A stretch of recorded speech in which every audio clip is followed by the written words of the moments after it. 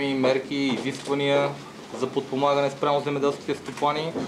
Затова ще ви помоля първо съвсем набързо ще мина по презентациите, след това ще имате възможност да задавате въпрос. Националната рамка законодателна беше направена промяна в закона за подпомагане на земеделските производители.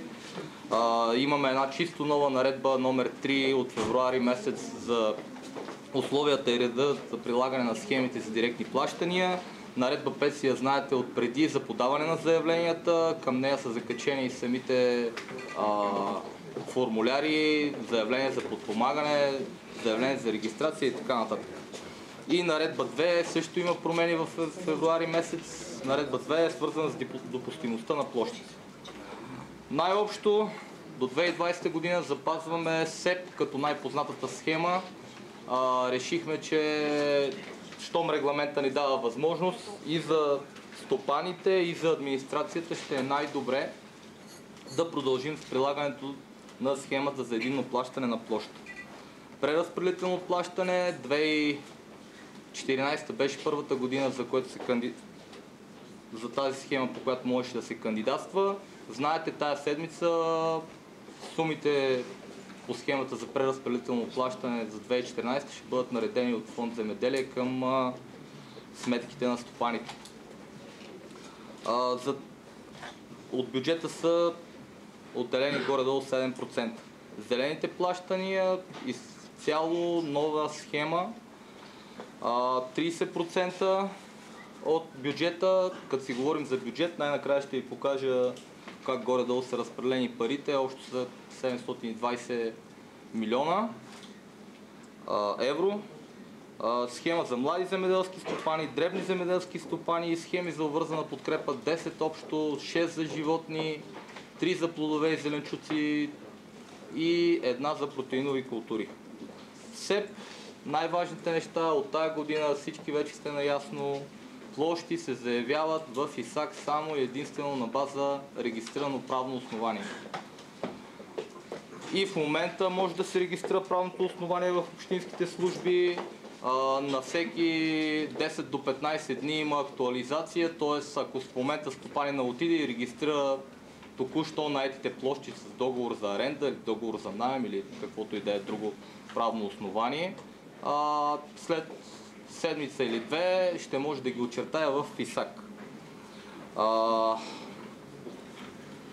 Както може би някои от вас, които са виждали тази година ИСАК, знаете, тази година се вижда обобщена геометрия на изчертаното преди вас в физическия блок. Тоест, за да се намали броя на застъпванията, които до миналата година бяха ужасно много, всеки един от вас, като отиде, ще може да види преди него кой къде се е очертал в дадения физически блок.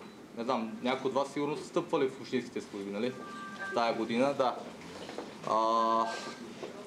Следващото важно изискване, всички кандидати трябва да бъдат регистрирани като земеделски производители съгласно наредба 3.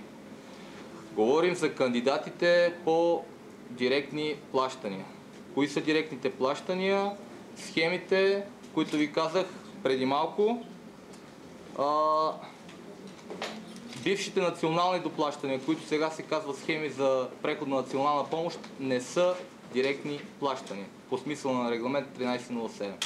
Също така не са директни плащания мерките от ПРСР, за които се кандидатства с общо заявление за подпомагане. Ясен ли съм? Кои са мерките от ПРСР? НР1, НР2, Натура, агроекология.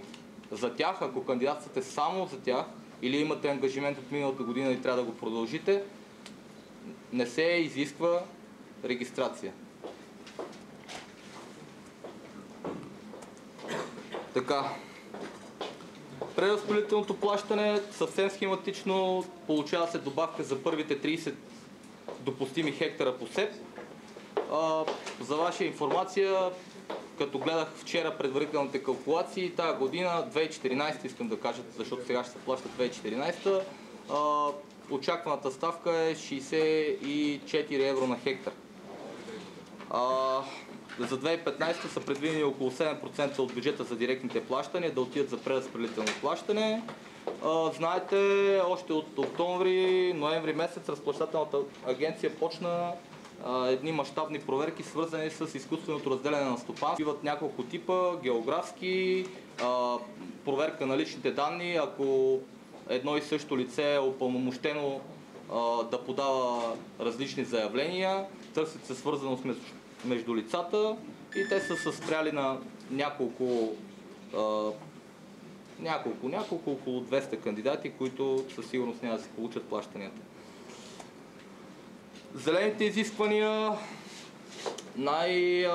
според мен е трудната част и от директните плащания за този програмен период, съответно и най-сериозната като финансов ресурс. 30% от бюджета по регламент се полагат за схемата за зелени практики. Има 3 основни изисквания. Разнообразяване на културите, диверсификация на културите, т.е. стопанствата трябва да имат 2 и повече култури, ако са над 10 хектара обработваемите им земи. Между 10 и 30 хектара 2 различни култури, като основната не превишава 75% от общата обработваема площ. Над 30 хектара 3 различни култури, първата до 75%, първата и втората до 95%. Това според мен повечето от нашите земеделски стопани са го изпълнили още без да се замислят, така да кажем. Поддържане на екологично насочени площи, по-нататък има 2 специални слайда в тая връзка. Стопанствата, това е изискване пак свързано с обработваемите земи.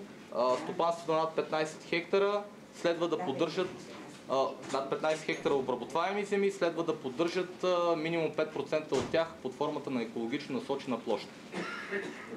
Защо казваме обработваеми земи? Защото трайните насаждения, ако в едно стопанство имат само трайни насаждения, дори и то да е над тези хектари, то е освободено изцяло и от диверсификацията, от разнообразяването и от екологично насочените площи ЕНП. Същото важи и за постоянно затревените площи. Там изискването е едно единствено: постоянно затревените площи, които попадат в Натура 2000, да не бъдат разоравани или преобразувани в трайни насаждения или в обработваеми земи. Знаете, миналата година, 2014, Министерството на земеделието стартира една процедура за изграждане на слой постоянно затревени площи, защото ние като държава членка имаме задължение да спазваме съотношението между обработваемата земя и постоянно затревената площ да се запази във вида, в който е било 2007 година. И даже беше стартирана една наказателна процедура. Сега сме дали някакви аргументи, които комисията прие и получихме преди 2 седмици писмо, че са съгласни с нашата аргументация. Диверсификацията на културите. Разплащателната агенция, това го има и в наредбата, ще проверява всяка година между 15 май и 15 юли стопаните на база риск анализ. Поне 5% от всички стопани ще бъдат проверени дали в стопанствата им са налични, както ви казах, тия проценти, 75% основна култура и за големите стопанства първите 2 култури да са до 95%. По отношение на екологично насочените площи, казах, изискването е свързано само с обработваемите земи.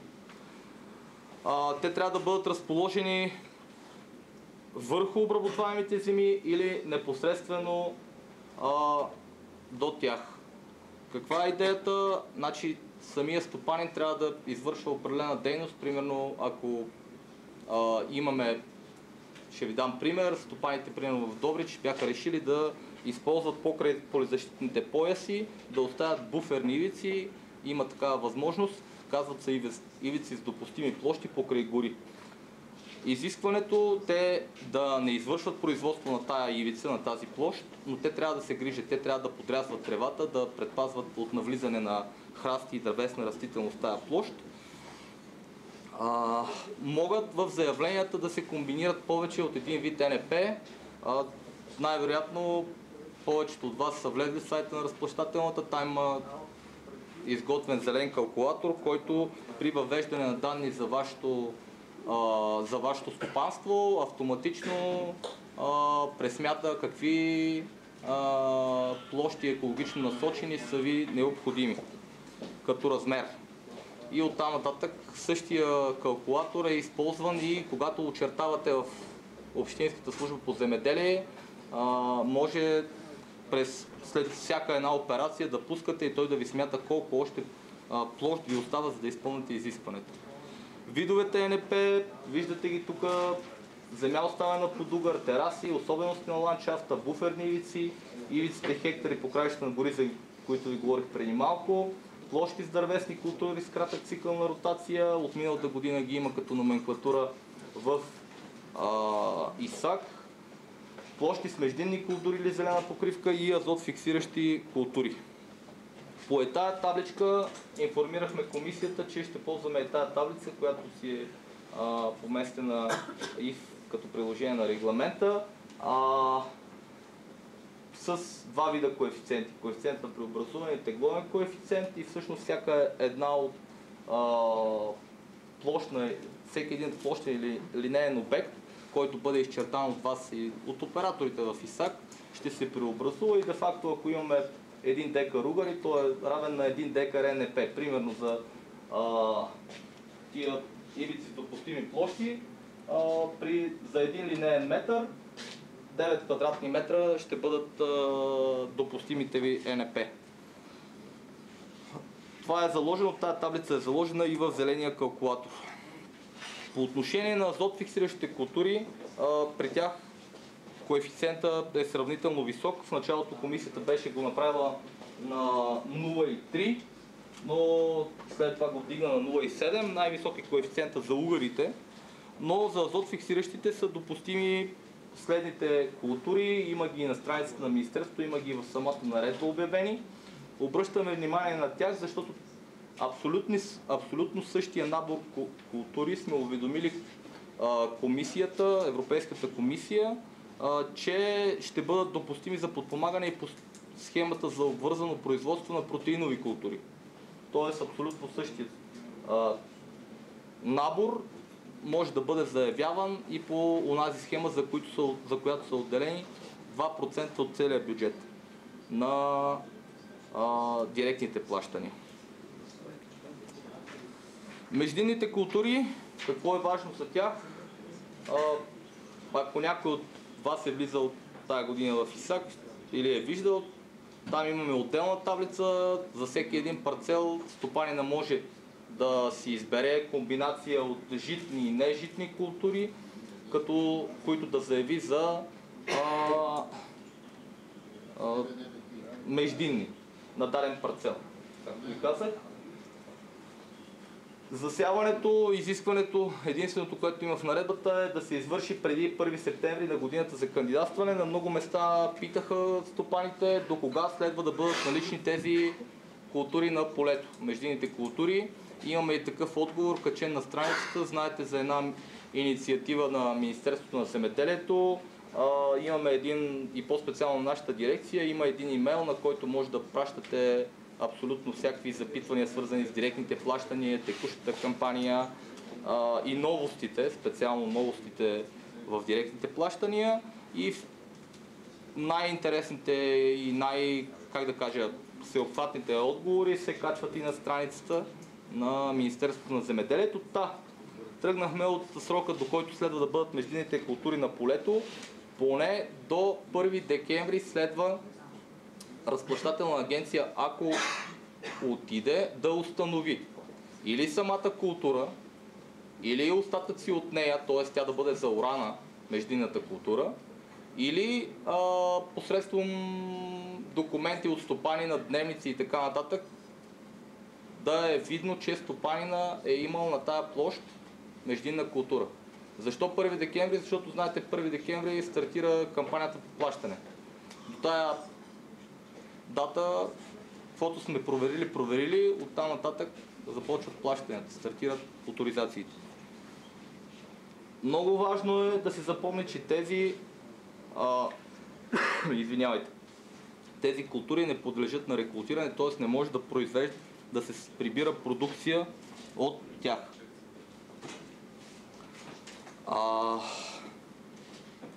Съвсем схематично опитали сме се да уеднаквим условията между програмата за развитие на селските райони, там знаете има млад фермер, и тук схемата за директните плащания. Основните разлики са че тук се кандидатства година за година и че в директните плащания младите фермери могат да бъдат и юридически лица. По отношение обаче на юридическите лица следва младите земеделски стопани да упражняват ефективен и дългосрочен контрол при управлението на дружеството или фирмата или там каквото и да е юридическото лице. Има го много добре разписано в, мисля, че беше член 14 или 15 от наредба 3. Иначе изискванията, казах ви, са сходни, да са започнали земеделската си дейност през последните 5 години, да не са на повече от 40 години. Най-честият въпрос, ако тази година навършвам 40, примерно януари месец съм навършил, извинявайте, малко съм хренов, ако януари месец навършвам 40 години, тази 2015, мога ли да кандидатствам? Да, можете, стига да отговаряте на другото условие в рамките на последните 5 години да сте започнали земеделската си дейност. Примерно 2014 е първото ми заявление за подпомагане. Ако не ви интересува много, в смисъл мога да прескоча много набързо, да не давам примери. Не знам, окей, съвсем... Аз съм регистрирана като земеделски производител, като земеделски производител по наредба 3 през февруари 2010 година. 2010, така не борим 2010, 2011, 2012, 2013, 2014. Само за тази година ще можете да получите плащане по тази схема. Защото в ИСАК съм подала много по-късно. Няколко са, да, отговарям ви веднага, няколко са критериите по отношение на младите фермери и това кога те са започнали дейността си. Да са почнали да се осигуряват като земеделски стопани в НОИ. Така, 2010-та, казахте ви. Да са регистрирани по наредба 3 или да се подали първото заявление, защото знаете, че до тая година всъщност стопаните не бяха задължени, които кандидатстват по директни плащания с единното заявление, да бъдат регистрирани по наредба 3. Но всъщност разплащателната трябва да установи кога те реално са започнали дейността си. Ето защо са направени набор от контроли, които ще бъдат проверявани дали съответният стопанин ще е допустим. Във вашия случай конкретно, вие ще може да получите за 2015. Още не съм подала заявлението за 2015 и реално погледнато петата година е изтекла, защото ако се приеме част съм започнала... 2010 не е броим. Годината, в която сте се регистрирали, не се брои. Затова почнах от 2011, 12, 13, 14, 15 година. Нека въпросите да ги оставим след това, вие да свършите и след това въпроса. Окей. Такъв ни е плана, за да няма... Добре. Запомнете си и ще се опитаме да отговорим. Така, надбавката, която ще получите, ако тая година чекнете схемата, в смисъл там има автоматична проверка, значи тази година са разписани над 500 различни вида проверки, знаете и миналата година имаше, като се приключи заявлението, има резултати, грешки от автоматични проверки, тази година са над 500 вида по всичките тия схеми. Моята молба е всички внимателно да четем какво излиза на края на заявлението. Защото това обикновено води последствие до санкции, наддеклариране, отказ от плащане и така нататък. Добавката е от 25% от плащането по СЕП за първите 30 хектара. Не е нещо кой знае какво, но това беше постигнато като договореност в рамките на голямата работна група лятото с участието на всички браншови организации в страната, на която бяха уточнени различните схеми и обхвата им за следващия период 15-20 година. Схемата за дребни земеделски стопани. Основната характеристика на тази схема, участието, веднъж започнал човек да участва в тази схема замества всички други директни плащания. Без националните доплащания, така наречената преходна национална помощ и без мерките по РСР. Размера на подпомагането от 500 до 1250 евро може да получи стопанина в зависимост от декларираните от него схеми за подпомагане по директни плащания. Най-важното, стандартно 2015 се подава заявление за подпомагане, след което стопаните ще получат всички, които имат потенциал да участват в тази схема, ще получат писмо от разплащателна агенция и до 15 октомври 2015. Единствено тази година те могат да решат да се включат в схемата. За следващите 5 години. Ясен ли съм тук? Горе-долу. После всяка година всяка една година от тези години могат да се откажат. Това нещо не отменя ангажимента им да си подават заявление за подпомагане. Само влизането в схемата става до 15 октомври 2015 година. Да, и за тях важи същото условие. Това е една от схемите за директни плащания. Ето защо и за тях важи условието да бъдат регистрирани по наредба 3. Най-важното условие е задължително да запазват размера на хектарите, допустимите хектари, с които са кандидатствали през първата година.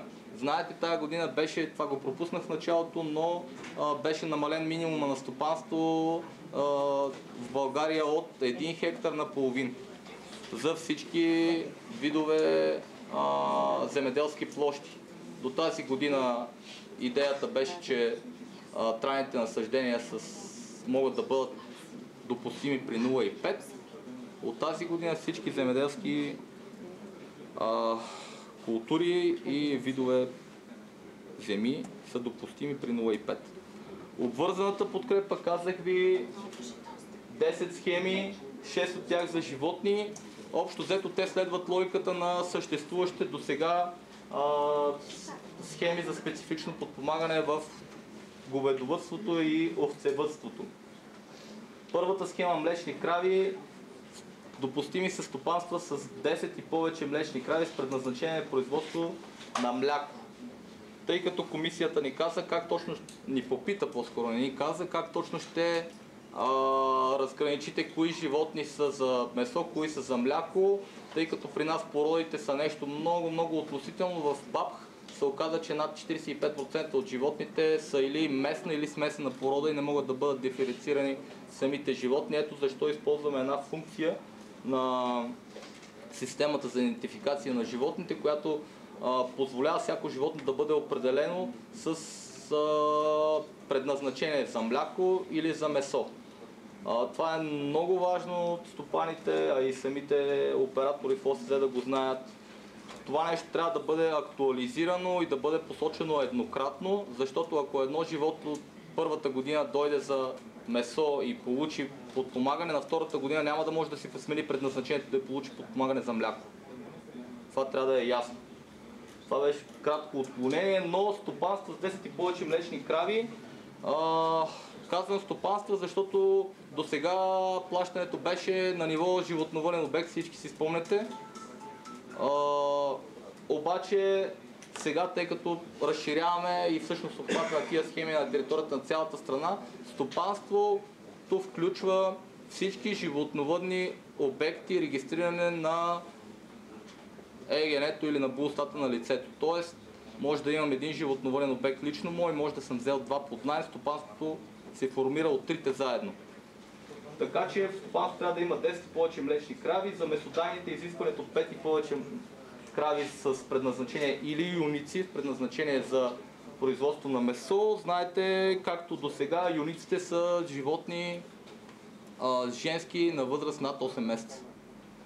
Така, следващата схема, която е изцяло нова, млечни крави или месодайни крави под селекционен контрол, там трябва да има стопанство 10 и повече млечни крави или месодайни крави, като се подпомагат само и единствено животните, които са под селекционен контрол. Това се удостоверява от ЯСРЖ, като те имат задачата да набиват в системата за идентификация на животните на БАБХ, да набиват кое животно е под селекционен контрол, кое не е. Овце майки и кози майки в стопанство от 10 до 49 животни. Тази схема припокрива изцяло бившите схеми на НДЖ-4 и НДЖ-5. Там, знаете, имаше райониране в страната. Тук вече става въпрос за цялата страна. Имаме и нова схема за овце и кози майки под селекционен контрол за стопанства над 50 животни. и биволи, най-често за задавания въпрос, стопанства с 10 и повече биволи, без значение от дали са мъжки, женски и дали и на каква възраст са животните. Най-основните неща, както и до момента, животните трябва да са идентифицирани с ушни марки, да са въведени в регистъра на БАБ, да имат паспорти специално за говедата, да са вписани в регистъра на животновъдния обект. По отношение на селекционния контрол, две са изискванията да бъдат вписани в родословната книга в съответствие с изискванията за Закона за животновъдството и да бъдат вписани в регистрите на ИАСРЖ. Най-важното, и преди малко ви казах, стопани на всеки стопанин преди да отиде в ОСЗ, следва първо да актуализира данните за животните си при ветеринарите в системата на БАБ. Да се отбележи коректното предназначение на животното, специално говоря за говедата, дали са за мляко или за месо, и предназначението не би следвало да се променя. Казах веднъж, сложено, цял живот, това животно трябва да се с това предназначение. Тук една важна промяна, която касае всички, периода на задържане на животните го намалихме от 100 на 80 дни. За 2015 в случай, че не се удължи кампанията, такива изгледи към момента няма. Държа да подчертая, няма изгледи да удължаваме кампанията. Срока от 10 юни до 28 август 2015. Това е срокът за задържане.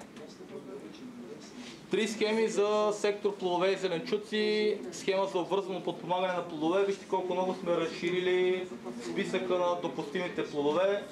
Ябълки, круши, кайси, изразали, праскови, нектарини, сливи, череши, десертно грозде, орехи, широка гама.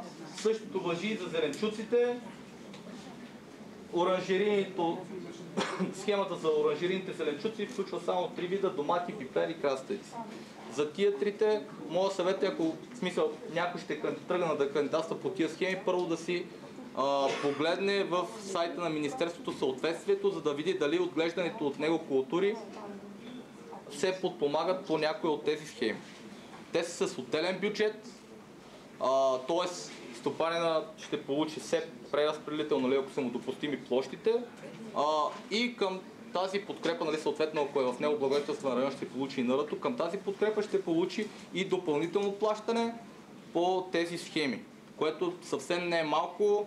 Бюджета в рамките на 2 години го увеличаваме 5 пъти за сектор плодове и зеленчуци. Трябва да отглеждате минимум 0,5 хектара от допустими площи от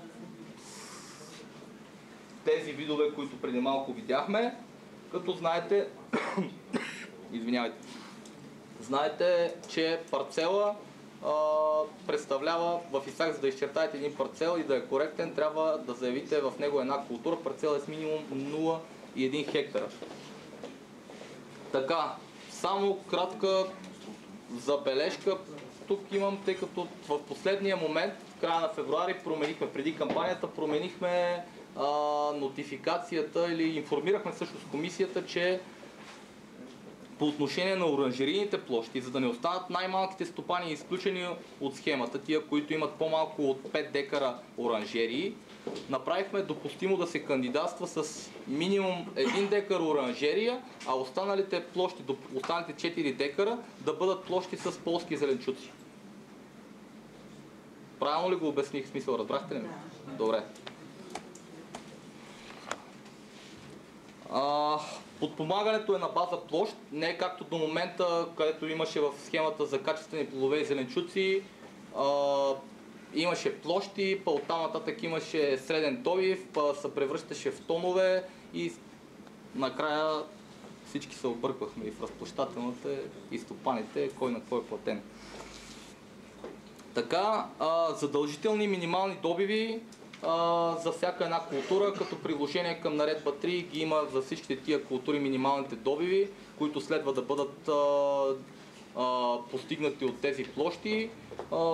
Добивите се удостоверяват чрез финансови документи пред разплащателна агенция януари месец на следващата година, т.е. аз кандидатствам сега 2015, 2016 януари месец от 1 до 31 мога да отида да представя примерно договора с преработвател, ако аз съм го предал на преработвател, или ако продавам на пазара, съответно фискални бонове и така нататък. Има разписани няколко вида документи, мисля, че бяха поне 5, които да служат за удостоверяване на тези минимални добиви. Самите добиви служат да докажат, че да, на тези площи е произведено наистина някаква продукция. В тази връзка най-честия въпрос е по отношение на плодовете, тия насъждения, които не са влезли в плододаване. Да кажем, в Кюстендил питаха, извинявайте. Имам черешово насъждение и още не е влязло в плододаване. Защо не мога да взема? Защото все още няма продукция. Докато не се достигне минималният добив от тази площ, човека не би следвало да заявява и да получава съответно плащане. Обвързаната подкрепа за протеинови култури, пак ги обръщам внимание, списъка е абсолютно един и същ, както при азот фиксиращите. Тоест с едни същи площи хем ще може човек да си изпълни зеленото изискване, хем ще може да получи малко по-високо подпомагане. Тъй като ви казах, това е отделен бюджет от другите схеми по директни плащания. 2%, близо 16 милиона евро. Така, най-интересното, вчера правих справка по отношение на как върви кампанията и заявяването. Миналата година площите с соя, страната, която е един от видовете култури, протеинови, миналата година сме имали заявени 300 и малко хектара, тази година до момента са 3000, което сега има определено някакъв интерес. Специалното плащане за памука, не знам дали има смисъл да си говорим за тази схема, по регламент ни е дадено право. За миналата година имаше ужасно малко като размер площи и въобще дали тук региона е подходящ за отглеждане, не знам, на тая култура. Най-много знам, че се отглежда в там триъгълника Хасково, Харманли, Стара Загора, където е самия институт разположен по памука. Грубо 700 евро на хектар е подпомагането, има си гарантиран бюджет, отделен от директните плащания. Въпросът е, че ние сме много далеч от тези 3300 хектара базова площ. Изискванията са да се използват сортове от официалната сортова листа и да бъде спазвана гъстота на засяване на посевите, както и да се представят документи за изкупени количества от преработвател. Преходна национална помощ, както ви казах, това са бившите национални доплащания. Имаме за тютюн, за говеда, овце майки и кози майки. Съответно, изискванията в большинството са както през 2013 година. Така написано в регламента, с едно изключение по отношение на говедата, така нареченото НДЖ-1, където, знаете, към референтната дата 28 февруари 2009, плаща се към бройките на стопаните към тази дата. Тази година стопаните, за да са допустими по схемата на ДЖ1, трябва да са запазили поне 70% от бройките на животните от 2009. Тоест аз 2009 съм имал 100 животни и до сега съм си получавал подпомагането за тях, само единствено като съм доказал, че извършвам това да е земеделска дейност. Дали стопанисвам площи, дали отглеждам някакви други животни, няма значение. Сега ще получа подпомагане, ако в стопанството ми има поне 70 говеда, без значение на...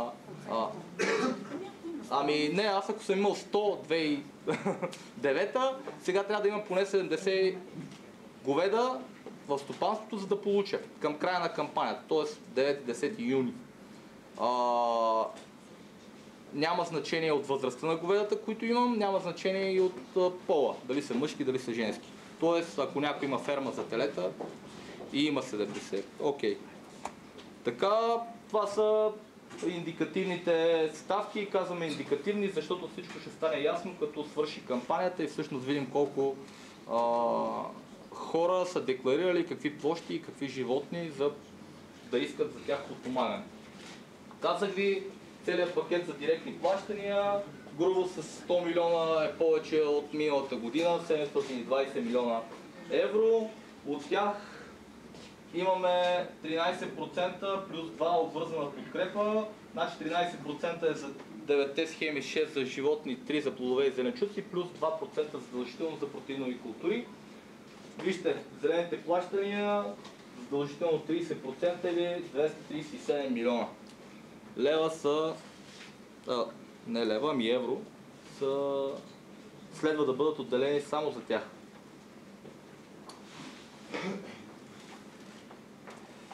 Така, за обвързаната подкрепа, това са по наши изчисления индикативните ставки, които се формират спрямо данните, които имаме окончателни за кампания 2013. Част от данните сме ползвали на агростатистика. Виждате по отношение на както и на животните, така и на плодовете и зеленчуците имаме увеличение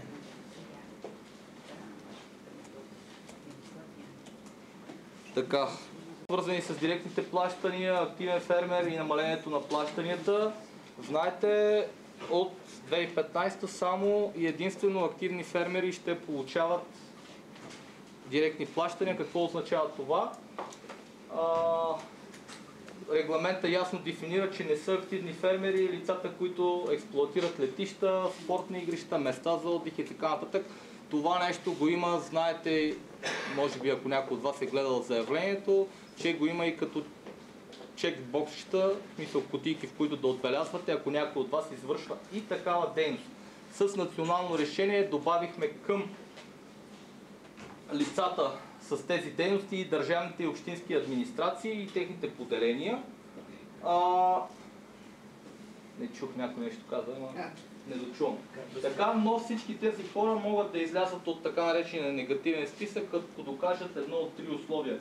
Или че 1/3 от приходите им са от селскостопанска дейност, или че кода на икономическата им дейност е селскостопанска дейност, или че най-малко 5% от приходите им са от директните плащания.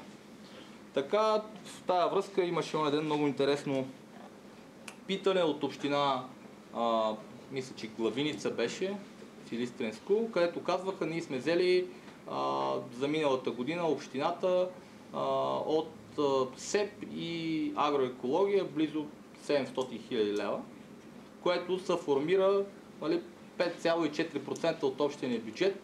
Минахме ли чертата? И почна едно голямо смятане. Така. Водни съоръжения. Моля? Какво значи водни съоръжения? Къде го видяхме това?